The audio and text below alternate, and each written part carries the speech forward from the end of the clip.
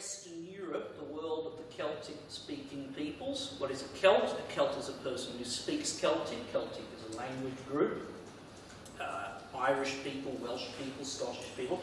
There were ancient Celts on the continent in the Roman period, and indeed the Roman Empire took most of those over, and most people who in fact who were citizens of the Roman Empire in Western Europe by about the 4th or 5th century AD had stopped speaking Celtic, so they were sort of ex-Celts. But in Britain and in Ireland we still have people who speak the Celtic languages. That is what we are concerned with here, the early Christian period amongst those people.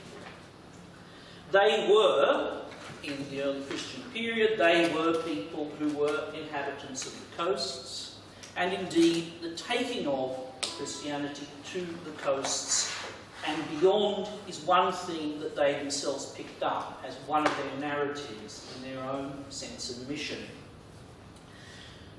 We're thinking about this. We think sometimes, though particularly people who come from Britain and Ireland often think of going to the continent in the early Middle Ages. They think of Irish and British monks who travelled from Britain and Ireland to live on the continent, people like St Columbanus, St Fursey, figures of the early saints in the Celtic world.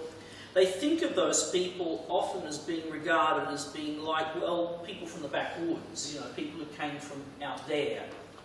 That Europe was a sophisticated place, and these were people whose spirituality was sort of rugged and it was wild, but they weren't sophisticated.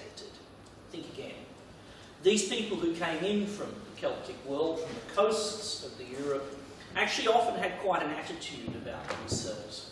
They saw themselves, in fact, as people who occupied a special place. I would say, in some ways, they saw themselves in the context of Western Europe as having a sort of sense of being out there in the way that maybe the Desert Fathers did in the Mediterranean.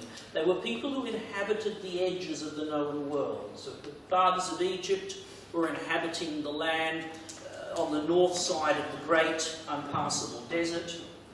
The Irish and the Scottish monks, who were Irish as well, living in a sort of strip between Ireland and Scotland, saw the ocean as their unpassable space, that living on the edge of the world had an important symbolism.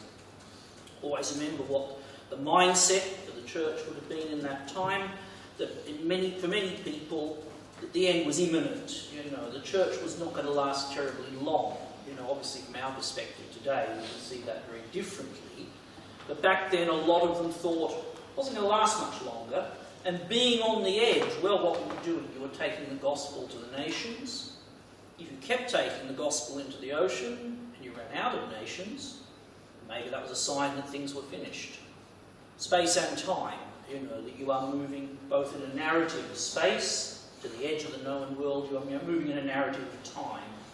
The time may be coming to an end.